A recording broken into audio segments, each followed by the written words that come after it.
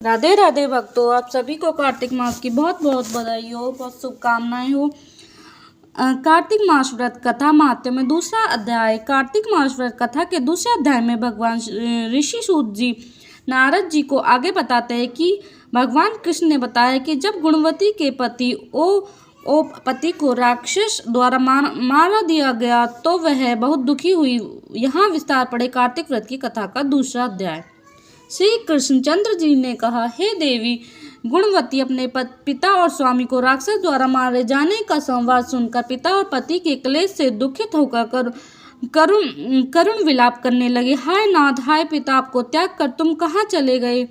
हमको त्याग कर तुम कहाँ चले गए? मैं अकेली कन्या हूँ, आप लोगों के बिना असहनीय मैं अब क्या करूँ? अब मेरे भोजन और वस्त्र आदि को व्यवस्था कौन करेगा? घर में स्नेह पूर्वक पालन पोषण कौन करेगा? मैं कुछ भी नहीं कर सकती। मुझ विधवा की रक्षा कौन करेगा? मैं मूर्ख कहाँ जाऊँ? कौन मेरे दुख को दूर करेगा? कहाँ रहूँ? क्या करूँ? हाय देव, मुझ पर ऐसा कोप हुआ है, अब मैं कैसे जाऊँ?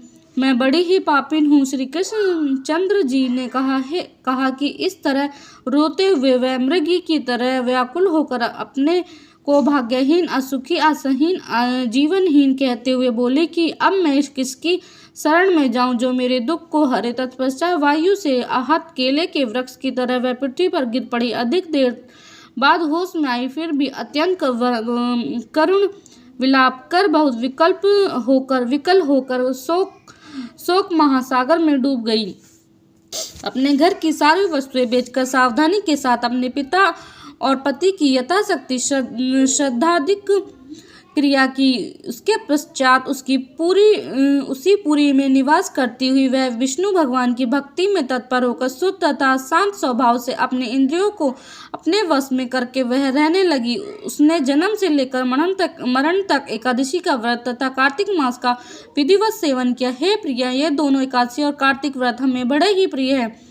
भुक्ति, मुक्ति, पुत्र तथा संपत्ति को देने वाले परम पवित्र है। जो मनुष्य तुला की संक्रांति कर रहते हुए कार्तिक मास में प्रातः काल में स्नान करती है, वे चाहे पापी ही हो तो भी वे पापों से मुक्त हो जाते हैं। जो मनुष्य कार्तिक स्नान, जागरण, दीप दान तथा तुलसी के वृक्ष की रक्षा करते हैं, वे साक्षात विष्णु भगवान के तुल्य है। जो भक्त कार्तिक मास में विष्णु भगवान के मंदिर की स्वच्छता तथा विष्णु भगवान का सचरित वचन करते हुए प्राणी जीवन मुक्त है। इस प्रकार जो जन कार्तिक मास में 3 दिन तक श्री विष्णु मंदिर की स्वच्छता अथवा उनका पूजन करते हैं, देवतागण भी उनकी वंदना करते हैं। जिन्होंने जन्म भर इस नियम का पालन किया, उनका तो कहना ही क्या। इसी प्रकार वह गुणवती विधवा दत्त चित होकर प्रतिवर्ष कार्तिक का व्रत विष्णु भगवान की पूजा भक्ति पूर्वक करती रही। है प्रिय, एक बार वह रोग के कारण दुबली हो गई थी तथा ज्वर से पीड़ित होने पर धीरे धीरे किसी प्रकार गंगा स्नान करने को गई। वह जल में स्नान करने के निमित्त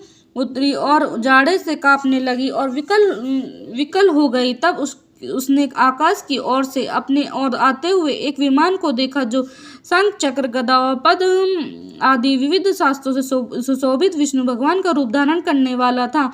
रथ पर उनके वाहन गरुड़ की ध्वजा अंकित थी। तब मेरे विष्णु ने गण विमान पर चढ़कर उस पर चंवर डुलाते हुए अप्सरागणों से सुशोभित उस गुणवती को बैकुंठ लोक में ले गए। वह गुणवती प्रज्वलित अग्नि की शिखा की तरह उस विमान में बैठी हुई एकमात्र कार्तिक व्रत के प्रभाव से मेरे समीप आई। इसके अनंतर जब ब्रह्मा आदि देवताओं के प्रार्थना करने पर मैं इस मानव लोक में आई, तब मेरे गण भी मेरे साथ आए। हे भामिनी, यह समस्त यादव मेरे ही गण हैं। देवश्रम नामक विप्रिय जो पूर्व जन्म से तुम्हारा पिता था, वह इस जन्म में सत्राजित होकर यहाँ है। जो पूर्व जन्म में तुम्हारे पति चंद्र शर्मा थे, वही अक्रूर हुए। और हे भामिनी, तुम ही वह गुणवती है तू ही वह गुणवती है। कार्तिक व्रत के पुण्य से तू मुझे अति प्यारी है। हे सुबह, पूर्व जन्म में मेरे मंदिर के द्वार पर तुमने तुलसी का बगीचा लगाया था। उसी पुण्य के प्रभाव से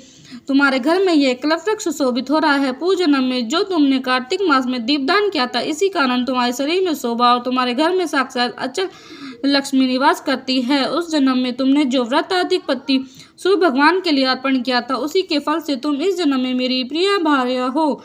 पूर्व जन्म में आजीवन तुमने नियम सहित कार्तिक मास का व्रत किया था, उसी से कभी भी हमारा और तुम्हारा वियोग नहीं हो सकेगा। इसी प्रकार से जो प्राणी कार्तिक का व्रत करेंगे वे सभी भी मेरे ही समीप रहेंगे और तुम्हारे ही समान प्रिय होंगे। यज्ञ, दान, व्रत तथा तपस्या करने वाले मनुष्य को जो फल प्राप्त होता है वह कार्तिक व्रत के पूर्ण फल का 16वां भाग भी नहीं होता। श्री सूत जी बोले, इस प्रकार सत्यभामा श्री कृष्ण भगवान से अपने पूर्व जन्म संबंधी पुण्य के प्रभाव का वृतांत सुनकर प्रसन्न हुई तथा सारे संसार में आदिकरण भगवान श्री कृष्ण चंद्र को प्रणाम करके बोली, जय श्री कृष्ण, राधे राधे।